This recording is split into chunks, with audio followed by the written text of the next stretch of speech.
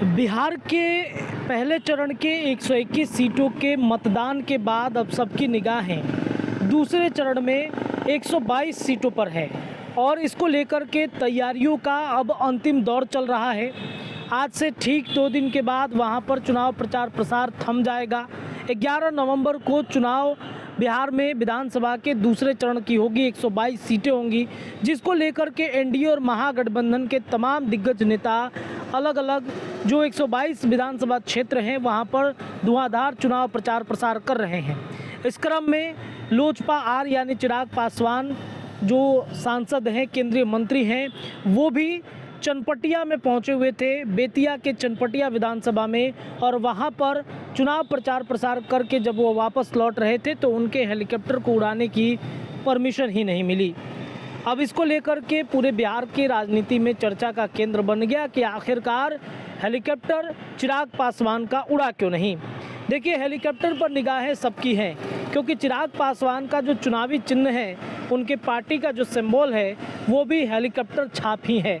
अब बिहार में लोकसभा 2024 में चिराग पासवान का हेलीकॉप्टर जितना उड़ा है, जिस 100% स्ट्राइक रेट के साथ चिराग पासवान ने 2024 लोकसभा चुनाव में अपनी उपस्थिति दर्ज कराई, क्या विधानसभा में उनका धुआंधार हेलीकॉप्टर कमाल करेगा।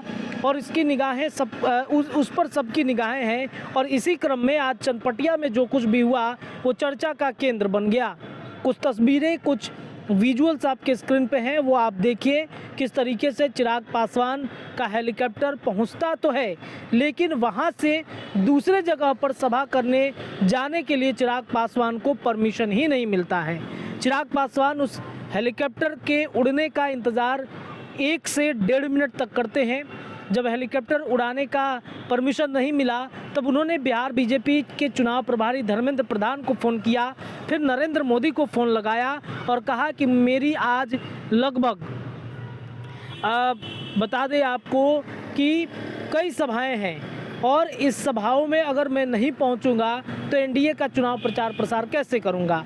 पहला फ़ोन उन्होंने धर्मेंद्र प्रधान को किया तो धर्मेंद्र प्रधान ने भी कहा कि ऐसी स्थिति सबके साथ है, यानी कि जो हेलीकॉप्टर में परमिशन नहीं मिला उड़ाने का, वो सिर्फ चिराग पासवान के साथ ही नहीं बल्कि धर्मेंद्र प्रधान के भी साथ हुआ।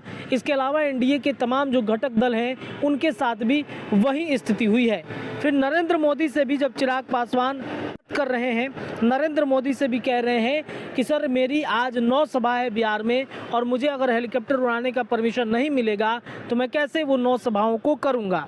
इसके बाद केंद्रीय मंत्री जो चिराग पासवान है उनको हेलीकॉप्टर उड़ाने का परमिशन मिलता है और फिर वो आगे के तरफ बढ़ जाते हैं। ये पूरा मामला कैसे शुरू हुआ तो आपको बता दें कि टेक्निकल गड़बड़ी की वजह से ऐसा हुआ है। दरअसल न्यूज़ एजेंसी के अनुसार आपको बता दें कि दिल्ली एयरपोर्ट पर शुक्रवार को एयर ट्रैफिक कंट्रोल सिस्टम में तकनीकी खराबी होने की वजह से 100 से ज़्यादा उड़ानें फ़िलहाल रद्द हैं। और आपको बता दें कि गुरुवार शाम से ही तकनीकी खराबी के कारण एयर कंट्रोलर्स को फ़्लाइट का शेड्यूल नहीं मिल पा रहा है। एयर ट्रैफिक कंट्रोलर के मैन्युअली काम कर रहे हैं। रिपोर्ट्स के मुताबिक ऑटोमेटिक मैसेज स्विच सिस्टम में गड़बड़ी आ गई है। इसमें प्लेन के शेड्यूल यानी टेक ऑफ और लैंड की जानकारी नहीं हो पाई है। एटीएस के अधिकारी पहले से मौजूद डाटा के साथ मैन्युअली फ़्लाइट शेड्यूल तैयार कर रहे हैं और उसके बाद ये सारा प्रक्रिया शुरू हो जाएगा। राजधानी पटना एयरपोर्ट पर भी ये चर्चा का विषय है, यानी कि चुनावी समय में ग्रहण जो है वो फिलहाल तमाम एनडीए फिर महागठबंधन के नेताओं पर इस वक्त छाया हुआ है।